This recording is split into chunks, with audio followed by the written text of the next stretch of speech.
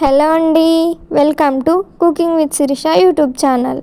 ఈరోజు మీకు నేను తినే కొద్దీ తినాలనిపించే అస్సలు బోర్ కొట్టని ఎగ్ కర్రీని ఎలా చేయాలో చూపించబోతున్నాను. కర్రీని ప్రిపేర్ చేసుకోవడానికి ఎగ్స్ని బాయిల్ చేసుకొని షెల్ తీసేసి సన్నగా ఘాట్లు పెట్టుకొని పక్కన ఉంచండి. ఇప్పుడు 3 పెద్ద సైజు టమాటాలను తీసుకొని ముక్కలుగా కోసుకొని గ్రైండ్ చేసుకొని పక్కన పెట్టుకోండి. స్టవ్ ఆన్ చేసి ప్యాన్ పెట్టండి. అందులోనే 3 నుంచి 4 స్పూన్ల ఆయిల్ వేసి బాగా హీట్ అయ్యాక మనం ముందుగా ఉడికించి పెట్టుకున్న ఎగ్స్ను ఒక్కొక్కటిగా మెల్లిగా అందులో వేసి బాగా ఫ్రై చేసుకోండి. ఇప్పుడు అందులోనే కొంచెం పసుపు, కొంచెం కారం వేసి బాగా కలపండి. ఇప్పుడు ఈ ఎగ్స్ని మెల్లిగా కలపండి. మెల్లిగా కలపడం వలన ఎగ్స్ అనేవి చెదిరిపోకుండా ఉంటాయి. చూడండి, ఎగ్స్ అనేవి గోల్డ్ కలర్లోకి వచ్చేసాయి. ఇప్పుడు వేరొక బౌల్లోకి సపరేట్ చేసుకోండి. అదే ప్యాన్లో జీలకర్ర, ఆవాలు, 1 స్పూన్ పచ్చిశనగపప్పు, 2 పచ్చిమిర్చీలు కట్ చేసుకొని వేసుకోండి. అలాగే 2 పెద్ద సైజు ఉల్లిపాయలను కూడా వేసుకొని బాగా కలపండి.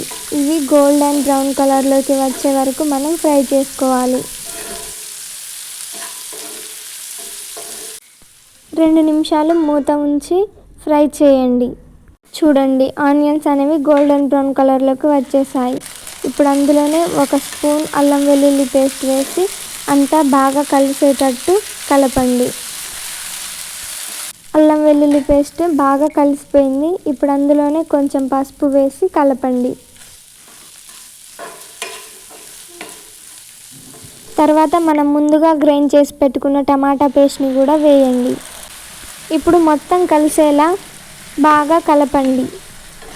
టమాటా పేస్ట్ బాగా కలిసిపోయింది. అందులోనే 2 టేబుల్ స్పూన్ల కారము, రుచికి సరిపడినంత ఉప్పు వేసి మళ్ళీ ఒక్కసారి బాగా కలపండి. చూడండి, కారం కూడా చక్కగా కలిసిపోయింది. ఇప్పుడు కర్రీలో గ్రేవీ కోసం ఒక చిన్న గ్లాస్తో వాటర్ని తీసుకోండి. అంతా ఒకసారి బాగా మిక్స్ చేయండి.